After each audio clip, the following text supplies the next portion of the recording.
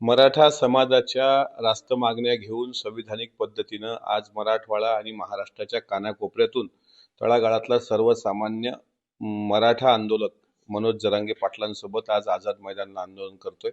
कालपासून तुम्ही बघत असाल इतक्या मोठ्या प्रमाणात राज्यभरातून मुंबई शहरामध्ये दाखल झाल्यानंतर राहण्याची, जेवणाची जी व्यवस्था व्हायला पाहिजे त्या पद्धतीने न होता त्यांच्या हाल सगळीकडे दिसतात. पण तरीही चिखलात बसून प्रसंगी हा लढा सुरू आहे.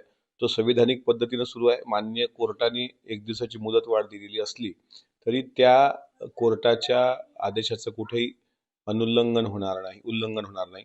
आणि आता काही मिनिटांपूर्वी स्वतः समितीचे प्रमुख माननीय राधाकृष्ण विखे पाटील साहेब आणि आमच्या पक्षाचे काही मंत्री 9 मंत्र्यांना बोलावलं होतं. त्यातले 7 मंत्री फिजिकल उपस्थित होते, 2 मंत्री ऑनलाईन उपस्थित होते आणि शिंदे समितीचा अहवाल सकारात्मकतेनंच त्या मागण्या मान्य करेल अशा प्रकारे स्वतः राधाकृष्ण विखे पाटलांनी सांगितलेले आहे.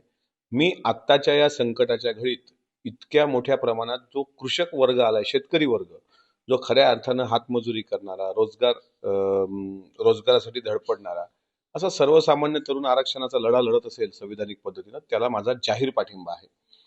आणि या आंदोलनावर टीका करणारा जो कोणी तीनपाट माणूस असेल, तो आहे आपल्या अकोल्यात पण आला होता, त्यांना बोलण्याचा नैतिक अधिकार कुठलाही नाही.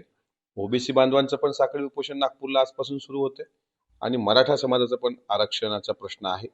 महायुतीचं सरकार स्वतः अजितदादांनी म्हटलं त्या पद्धतीनं आम्ही चांगला मार्ग काढण्याचा प्रयत्न करून मनोज जरांगे पाटील आणि त्यांच्यासोबत आलेल्या आंदोलकांचं निराशा होणार नाही अशाच प्रकारे सरकार यातून मध्यम मार्ग काढेल. आंदोलकांचे हाल होतात असं आपणच बोलला, सरकारचं अपयश नाही का मग?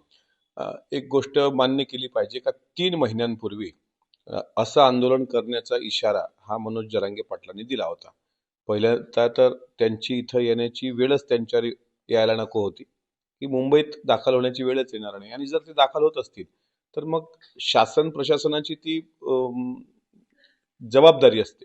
आज CST, आज तुम्ही बघा गणेशोत्सवाच्या काळामध्ये आज पोलिसांच्या सुट्ट्या रद्द झाल्या. CST वर जिथे जागा दिसते त्या ठिकाणी आंदोलक झोपतायत. तर थोडी ही विस्कळीतपणा नक्कीच आहे. ते अगोदरच थोडंसं त्याचं प्लॅनिंग करायला हवं होतं असं माझं मत आहे.